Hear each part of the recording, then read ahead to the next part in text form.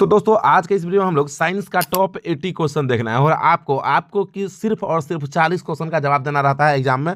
तो वही दोस्तों 21 फरवरी के लिए जितना भी वायरल टॉप 80 क्वेश्चन है दोस्तों वही क्वेश्चन हम लोग देखने वाले हैं। तो आपको क्या करना है कि जिस क्वेश्चन का आंसर आपको पता रहता है तो उसका आंसर आपको कॉमेंट बॉक्स में कॉमेंट करके बताना है मेरे भाई कि इसका जो राइट आंसर होने वाला है वह क्या होने वाला है। तो चलिए शुरू करते हैं। तो देखते हैं कि सबसे पहला नंबर जो क्वेश्चन है वह क्या है। तो यहाँ पे आप देखिए कि सबसे पहला नंबर जो क्वेश्चन है वह है कि किसी प्रकाश स्रोत के सामने एक रुकावट रख देने पर क्या बनता है। तो जब किसी प्रकाश के सामने हम लोग प्रकाश स्रोत के सामने हम लोग एक अपारदर्शी वस्तु रख देते हैं, रुकावट रख देते हैं, तो क्या बनता है।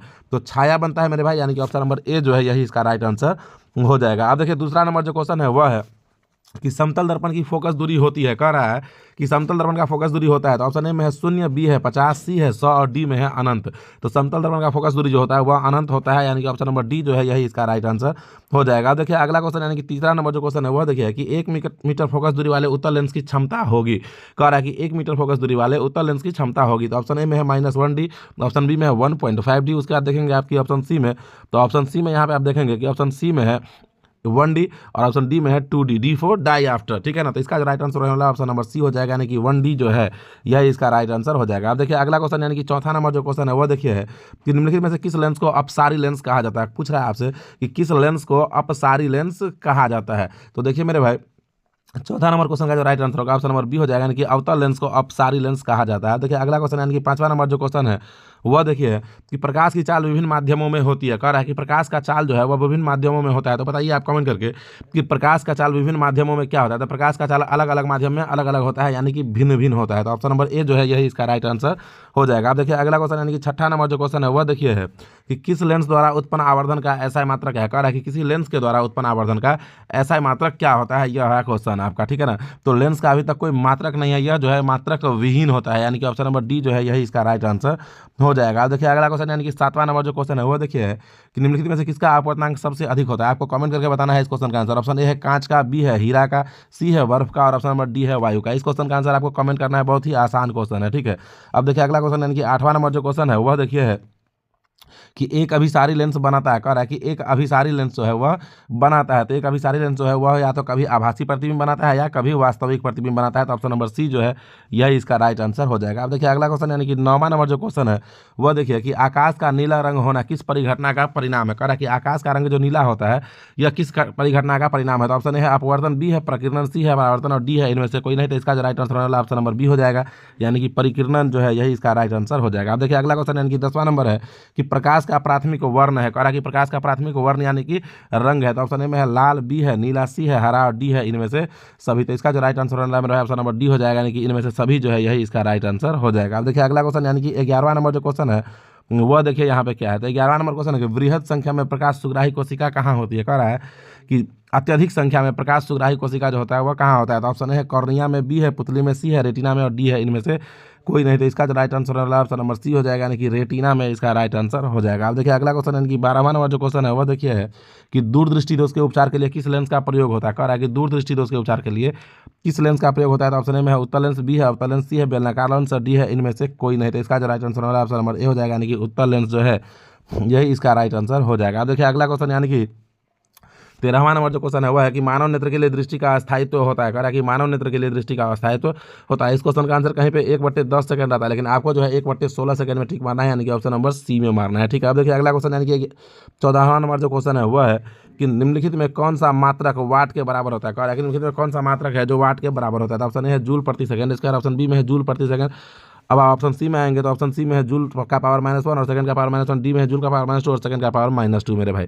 तो इसका जो राइट आंसर होने वाला है 14वां नंबर क्वेश्चन का ऑप्शन नंबर बी हो जाएगा, यानी कि जूल प्रति सेकंड जो है यही इसका राइट आंसर हो जाएगा। अब देखिए अगला क्वेश्चन यानी कि 15वां नंबर जो क्वेश्चन है वह है कि 1 किलोवाट घंटा बराबर होता है। 15वां नंबर क्वेश्चन है कि 1 किलोवाट घंटा बराबर होता है। ऑप्शन ए है 100 यूनिट के, बी है 10 यूनिट के, सी है 1 यूनिट के और डी है इनमें से कोई नहीं। तो इसका राइट आंसर होगा ऑप्शन नंबर सी हो जाएगा, यानी कि 1 यूनिट के इसका राइट आंसर हो जाएगा। अब देखिए अगला क्वेश्चन यानी कि 16वां नंबर जो क्वेश्चन है वह है कि विद्युत शक्ति का ऐसा मात्रक होता है। 16वां नंबर क्वेश्चन आप यहाँ पे देखेंगे है कि विद्युत शक्ति का ऐसा मात्रक क्या होता है मेरे भाई। यह क्वेश्चन सब तो बोलने ही वाला नहीं है। विद्युत शक्ति का ऐसा मात्रक वॉट होता है। अब देखिए अगला क्वेश्चन यानी कि 17वां नंबर जो क्वेश्चन है वह देखिए यहाँ पे 17वां नंबर जो क्वेश्चन है वह है कि 1 किलोवाट घंटा बराबर होता है। कह रहा है कि 1 किलोवाट घंटा जो है वह किसके बराबर होता है, तो 1 किलोवाट घंटा जो है वह बराबर होता है 3.6 गुने 10 के पावर 6 जूल का, यानी कि ऑप्शन नंबर सी इसका राइट आंसर हो जाएगा। अब देखिए अगला क्वेश्चन यानी कि 18वां नंबर जो क्वेश्चन है वह है कि दाएं हाथ के अंगूठे के नियम को किसने प्रतिपादित किया था। दाएं हाथ के अंगूठे के नियम को मेरे भाई फ्लेमिंग ने प्रतिपादित किया था, यानी कि ऑप्शन नंबर सी जो है यही इसका राइट आंसर हो जाएगा। अब देखिए अगला क्वेश्चन यानी कि 19वां नंबर जो क्वेश्चन है वह है कि विद्युत फ्यूज विद्युत धारा के किस सिद्धांत पर कार्य करती है।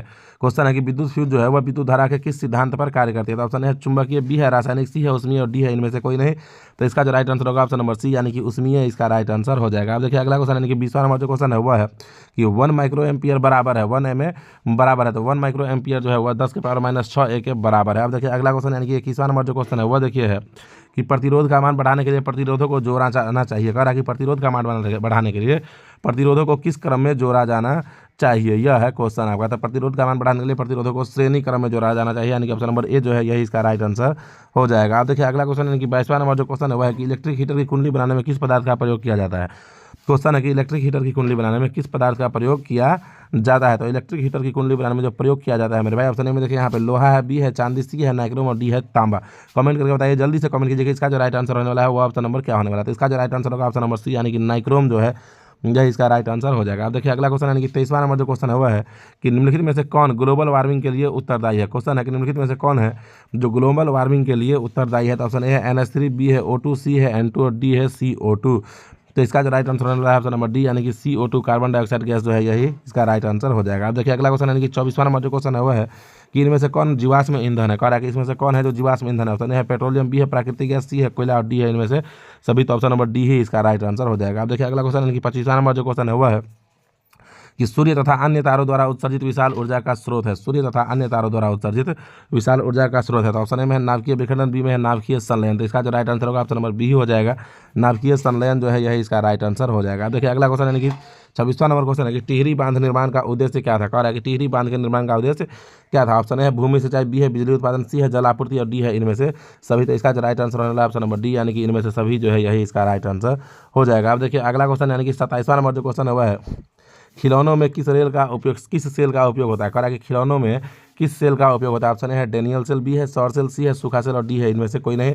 तो इसका जो राइट आंसर होगा ऑप्शन नंबर सी हो जाएगा, यानी कि सूखा सेल जो है यही इसका राइट आंसर हो जाएगा। अब देखिए अगला क्वेश्चन यानी कि 28वां नंबर जो क्वेश्चन है कि जल में विद्युत अपघटन में कैथोड पर कौन सी गैस मुक्त होती है। कह रहा है कि जल के विद्युत घटन में कैथोड पर कौन सी गैस मुक्त होती है, ऑप्शन ए है ओजोन, बी है ऑक्सीजन, सी है हाइड्रोजन और डी है इनमें से कोई नहीं। तो इसका जो राइट आंसर होगा ऑप्शन नंबर सी हो जाएगा, यानी कि हाइड्रोजन जो है यही इसका राइट आंसर हो जाएगा। अब देखिए अगला क्वेश्चन यानी कि 29वां नंबर जो क्वेश्चन है वह देखिए है कि नीचे दी गई अभिक्रिया के संबंध में कौन सा कथन सत्य है। कह रहा है कि नीचे दिया गया जो अभिक्रिया है उसके संबंध में कौन सा कथन सही है। कह रहा है कि Zn+C बराबर हो जाता है Zn+CO, यह पूछ रहा है आपसे। तो इसका जो राइट आंसर होगा 29 नंबर क्वेश्चन का मेरे भाई वो ऑप्शन नंबर बी हो जाएगा, यानी कि कार्बन का यहाँ पे जो है अपचयित हो रहा है, तो कार्बन अपचयित अभिक्रिया इसका जो है राइट आंसर हो जाएगा। अब देखिए अगला क्वेश्चन यानी कि 23वां नंबर जो क्वेश्चन है यहाँ पे वह देखिए 30वां नंबर क्वेश्चन कि जस्ता तथा तानो हाइड्रोक्लोरिक अम्ल की अभिक्रिया के फलस्वरूप निम्न में से कौन सा गैस बनता है। ऑप्शन ए है N2, बी है H2, सी है SO2 और डी है CO2। तो इसका जो राइट आंसर होगा ऑप्शन नंबर बी हो जाएगा, यानी कि H2 जो है यह इसका राइट आंसर हो जाएगा। अब देखिए अगला क्वेश्चन यानी कि 31वां नंबर क्वेश्चन है कि निम्नलिखित में कौन गैस चूना जल को दुधिया कर देती है। कह रहा है कि निम्नलिखित में से कौन सा गैस चूना है जो जल को